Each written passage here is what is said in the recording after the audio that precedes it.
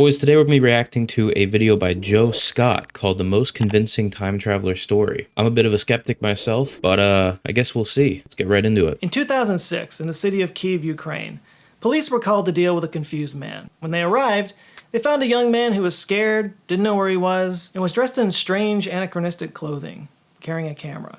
Little did they know that they were possibly standing face to face with an actual time traveler. The man's name was Sergei Ponomarenko. Do not fucking ask me how to pronounce that, dog. I'm not even gonna fucking attempt to say that shit. And when the police asked him for his ID, he handed it to them, and the first thing they noticed was that it was issued from a country that didn't exist anymore. Happens. The Soviet Union. Ukraine was, of course, part of the Soviet Union in the past, but the Soviet Union had dissolved almost a couple of decades ago at that point. So let's just say the police didn't see those IDs much anymore, especially on young people, and this guy looked like he was in his 20s. And yet his ID stated that his birth date was in 1932, and he matched the picture in the ID, so something didn't add up. When they asked him what day he thought it was, he answered April 23rd, 1958. And that's when the police said, okay, we're going to take you to a little room where you can talk to the nice doctor. Lock him up, bro. Lock him up. Dude, I always wonder that if someone did time travel from the past or the future and they told anyone about it, we would just lock them up, man. We wouldn't even know. And then they probably couldn't even get back. And they'd be like, oh shit, guess who's a failure? So Sergei winds up in a mental hospital in the care of Dr. Pavlo Kudrikov. So the doctor played along with this whole idea, and he asked him if he could figure out or if he could remember how he wound up in 2006, even though he thought it was 1958. And as recorded by the doctor, Sergei said, quote, "It was daytime, and I wanted to go I got this. It was daytime, and I wanted to go for a walk in the city. I took my camera, but when I left my house, I saw a strange object that had a bell shape. And it was very strange, and it was flying in a strange way. It is difficult to explain what I was seeing. It might be better to look at the cameras on my photo. It might be better to look at the photos from my camera. All right, maybe I'll let him take over." Dr. Kudrikov was curious, so he got a hold of the camera, and the first thing he noticed was that it was an old, rare Yashima Flex. The doctor was a bit of a photographer himself, so he recognized the brand and knew right away that this was like an antique. That camera is badass, dude. Hold on, let me fucking move my shit so you can see that in all its glory. That's a beauty. Which is a problem, because it used a type of film that hadn't been manufactured since the 1970s. You can't just take it down to the CVS to get it developed, so he called in a photography expert named Vadim Poisner. Vadim got the film out, and he was able to see from the real info that it was manufactured in 1956. But it was in perfect condition. So he developed the roll, and this is when everything just kept getting weirder. What he found on the roll were photos of Kyiv, but clearly from a long time ago. All the cars, all the clothes, all the street signs, all were from the 50s. But does bro have any selfies? And there were photos of buildings that didn't exist anymore. And right there in front of those buildings was Sergei with his girlfriend at the time, out enjoying a beautiful day, wearing the exact same clothes he was found in. Hey, yo, hold on, bro. I'm getting goosebumps, dog. Wait a second. Well, it's 2006. No, because the photos were directly on the camera. It's not a digital camera, so it's not like they could Photoshop it or anything. And it's 2006, so how realistic could they get it? Let's keep watching. And the last photo on the reel, just as Sergei had suggested, featured a bell-shaped UFO. When the doctor asked him about the UFO photo, Sergei said, quote, "Now are you convinced I'm telling the truth? I so far do not understand what this object is and how something like that happened to me at the same moment when I took the picture and I went down to look at the camera and somehow I showed up in this year." That looks like a fucking shoe, bro. That looks like something fucking Kanye would design. That looks like the new Yeezy, dog.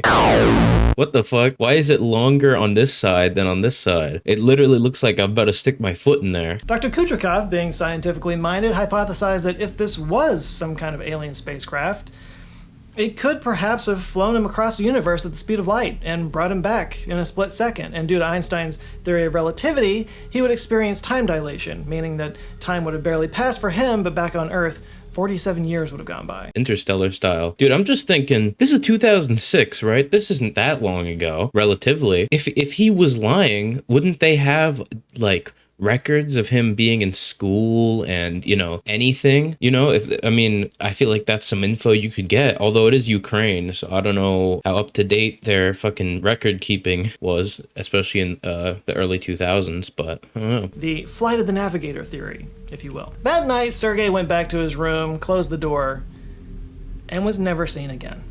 The hospital security camera captured when he entered the room, but it never filmed him leaving. There was only one way out of this room. It was always watched, and the room windows had bars, so there was no way for him to escape without being noticed. Yeah, Sergey just pulled a Shawshank. I can't even think how could you fake that? How else would bro get out? He dug a hole? Like what the fuck? Does he have an inside I don't know, someone working at the asylum maybe was in on the gig? You know, what the fuck? Only there was no Raquel Welch poster to explain what happened to him. He was never found. No means of escape were ever found. He just vanished, leaving the police with his camera, his photographs, and a crazy mystery to solve. A mystery that just keeps getting weirder. Because they investigated the case and they found out that there was actually a Sergei Ponomarenko that was declared missing in Kyiv in 1960.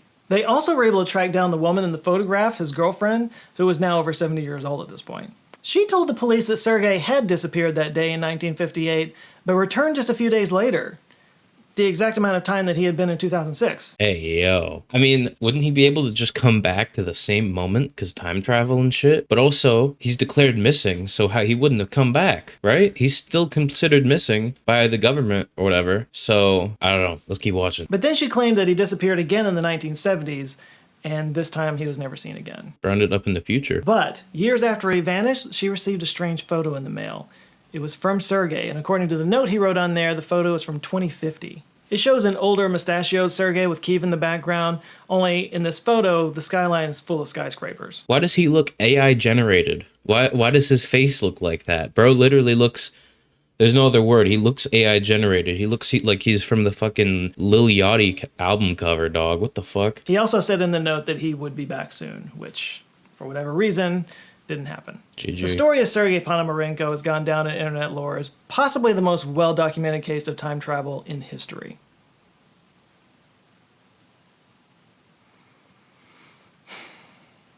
You know, now might be a good time to introduce you guys to Woo Woo Alarm 2.0. Quick I don't know shout out what to the this video is. I've never watched this guy before, but I guess it's a thing. where I put on the Woo Woo Alarm for almost a full minute and people went ape in the comments. Yeah, okay. That's enough of that. Yeah. Look, yeah. it's a great story, okay? I totally get why it became such an urban legend. The problem is, everything that I could find on this, all the images that you've seen throughout this video, they all tie back to one TV show. It was a show called Aliens that aired on a Ukrainian channel called... Come on, dog. It ain't even, it's from a TV show. I was so invested. What the fuck? +1 in 2012. There were 10 Looks like the episodes Mojang total. logo. The episode that tells this story is the third episode. It's titled Time Traveler. It's an entire series about different stories of alien abductions and stuff. Other titles include Alien Abductions, Levitation Effect, Phantoms, and Crop Circles. And the show actually featured a disclaimer at the beginning that translates to, quote, "The Alien series aims to restore scenes of controversial topics. Any theory or hypothesis proposed cannot be considered to be correct, and further scientific research is required. All scene restorations are based on the statements of witnesses. There's no conclusive evidence to prove the existence of aliens. Your opinion on this issue is up to you." So yeah, the show itself says any theory proposed cannot be considered to be correct, which is more than you ever get from the History Channel. And it's also Real. careful to point out that these are scene restorations. So all these images of Sergei that keep showing up on every website and every video that talks about this story, those are all recreations. This is not real interview footage, which kind of feels obvious to me, but I guess I spend more time around cameras than most people. And besides, there's a few pretty glaring details that are wrong in this episode. For example, the security camera footage displays the time as Tuesday, April 23rd, 2006. But if you pull up a calendar app on your phone, you'll see that April 23rd, 2006 was actually a Sunday. How do you fuck that up? Just look at a damn calendar, man. They made the show in 2006, didn't they? Fuck. I'm pissed off, man. I wanted to travel in time. Others have pointed out that the ID card that you see on the show has the seal of the Communist Youth League stamped on it, but it's not the actual seal from that time period. I'm sure the art director was good, but you can never beat the internet. And then there's that picture from 2050. It has buildings copied and pasted all over it, and I'm pretty sure that's the Empire State Building? So, minor Photoshop. Surely not. But the point is, those are recreations. Again, the show says it right up at the beginning. Fine. But according to the story, there was an ID, there were photos, there was a recorded interview. So where are the real ones if they exist? All I can say is that my writer Jason and I, we searched all over the place and we couldn't find him anywhere. Nor could we find any actual police records, no other media reports, and I couldn't find anything on any of the key figures like Dr. Pablo Kutrikov or Vadim Poisner. Granted, some people don't have much of a web presence. Holy teeth. And there's definitely a language barrier here, but yeah, I couldn't find it. You see those things? Now, I don't know anything about this show. If you're in Ukraine and you know something about it, please feel free to educate me and everybody else in the comments, but it comes across like one of those History Channel type shows where they take some urban legend and then dramatize it. Like, I feel like this is just basically a good piece of creepypasta that the producers ran across and decided to run man, with. I was so into job. it. Let's face it, they did a great job. It has taken on a life of its own.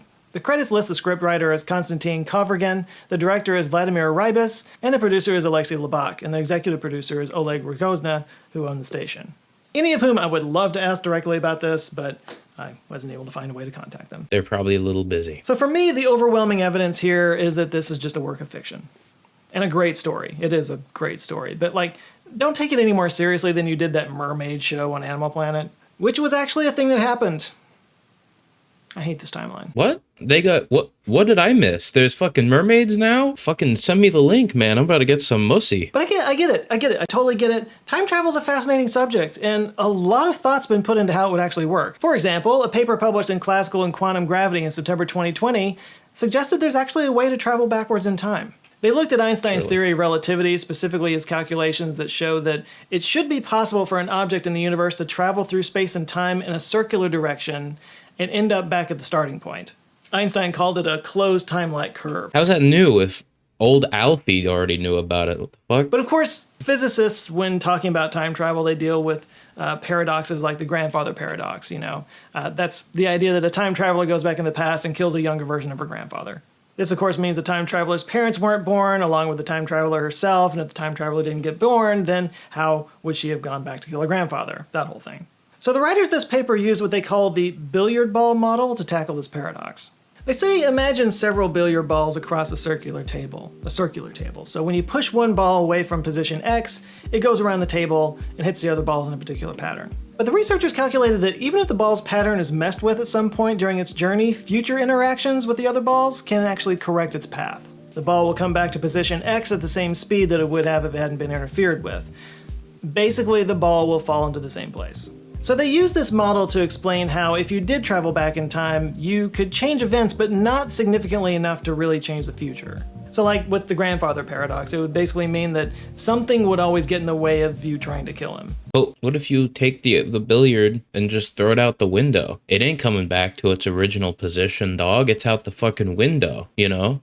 What if I guess, I don't know. What if you fucking push the grandfather? Oh, no, because then you'd probably fall in instead. Damn, I'll leave that one up to Einstein, man. I don't know. As researcher Germaine Turbar said, quote, "No matter what you did, the salient events would just recalibrate around you. Try as you might to create a paradox, the events will always adjust themselves to avoid any inconsistency." Now, I think this paper is mostly just sort of an interesting thought experiment, but this does sound a bit like determinism, you know? Like the idea that the world will just recalibrate around any changes you make in the timeline, kind of like a car navigation when you miss your exit. The big question, though, is what causes this recalibration? God. What holds this reality together? Is it a fundamental quantum force? The Matrix? The power of Zoe? It could be that one. Unfortunately, it'll be a long time until we can test something like this and actually send an instrument or a person on a closed time-like curve. Until then, we'll just have to imagine it. Which we've kind of been doing this whole time. I mean, one of the earliest ancient Sanskrit epic poems was called Mahabharata, and it was about time travel. Yeah, but that's not like proof of it or anything. That's just, who doesn't want to time travel, man? You know, I'm trying to go back. I don't know. I never really, whenever time travel comes up, I never think of going forward in time. I always think back, but it's because I want to see like old concerts and shit, you know?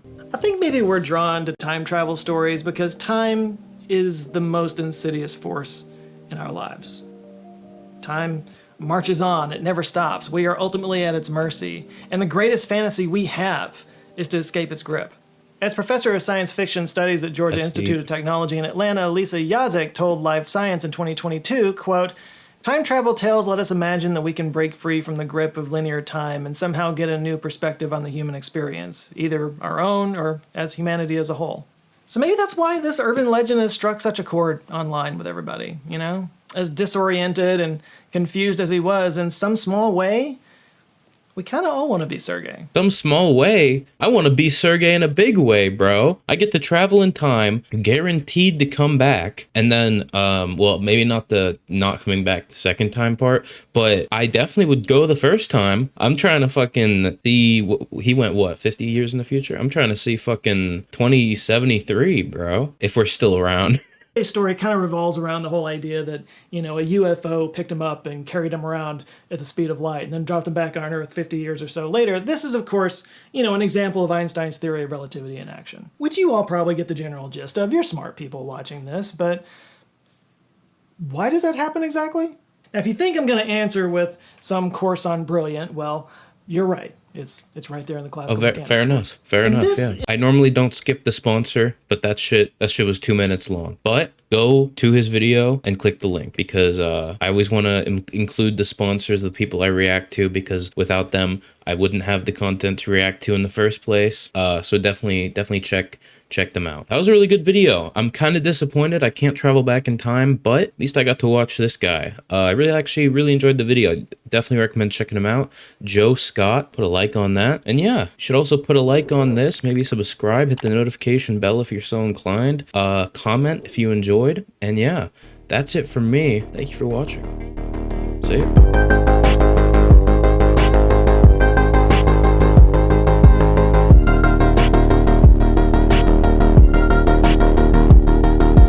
I get to travel in time, guaranteed.